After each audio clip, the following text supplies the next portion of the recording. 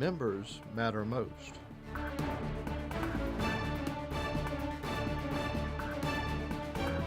Not long after we returned from Myrtle Beach last year, we made our annual trip to the government complex around the State House to deliver poinsettias, thanks in part to the South Carolina Nursery and Landscape Association. Then the General Assembly cranked up, threatening to do away with agriculture's sales tax exemptions.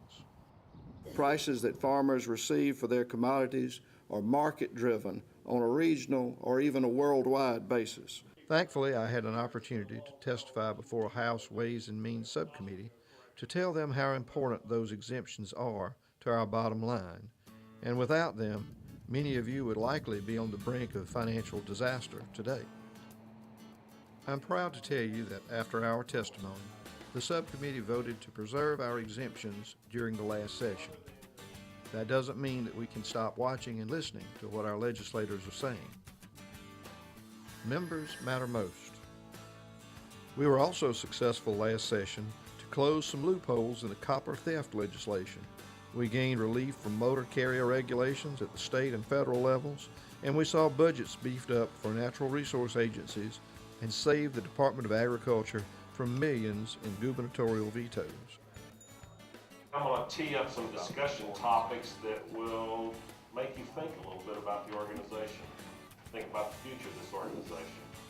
I suspect that y'all like me. I've spent the majority of my life working within Farm Bureau in some position or the other.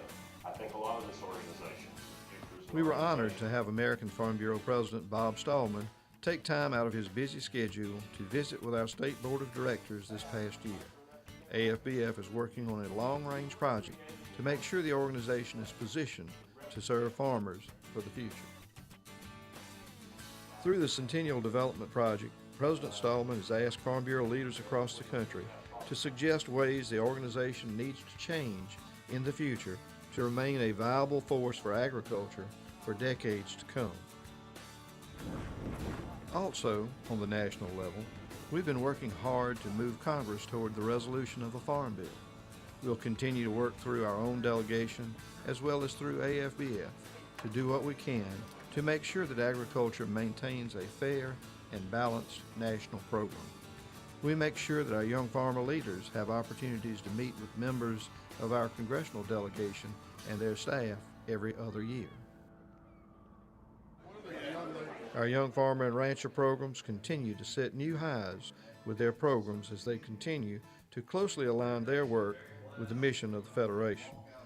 They had a very meaningful and well-attended conference last year with promises for an even stronger conference this coming February.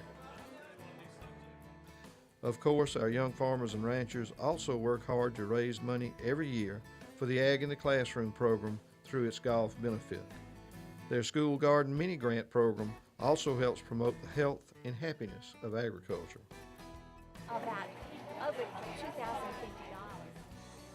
Our State Women's Leadership Committee also raises money for a number of causes through events like Food Checkout Week, the Country Store, cookbook sales, and as a partner in the silent auction here at our annual meeting. The Women's Program also does a great job coordinating our State Ambassador Program and our Youth Leadership Conference. We're also here today for our 9th annual Farm Bureau Women's Day at the State House. It's a day when we like to present a uniform show of support for agriculture. We visit the State House and we talk to our legislators and thank them for the support of our farms and our farmers. May only be exposed to agriculture. I enjoyed being a part of the National Ag Day celebration last spring when the women gathered at the State House and we unveiled the Ag in the Classroom Agricultural History Interactive CD-ROM. Speaking of Ag in the Classroom, the Summer Teacher Institute continues to be a big hit with kindergarten through 8th grade teachers around the state.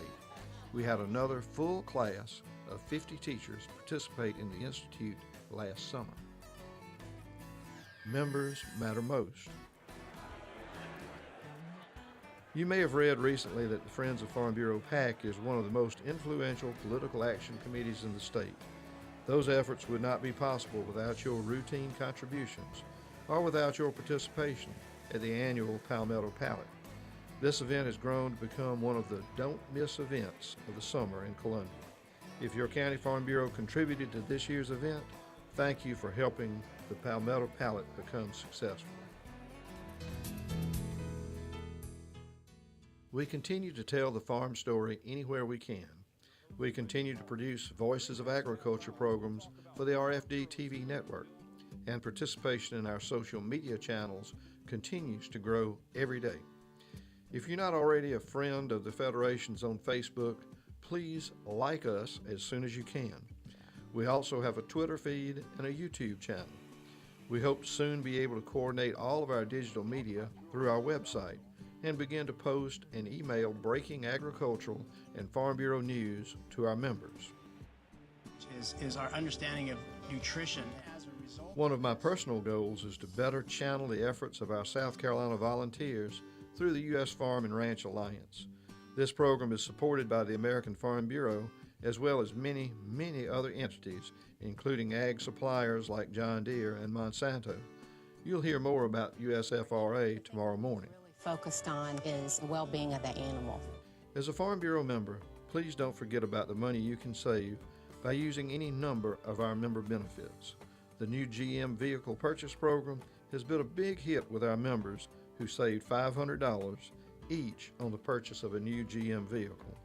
Our members have also saved thousands through Grainger.com and through a number of our other member benefits. Members matter most. I mentioned our Membership Recruitment Committee earlier.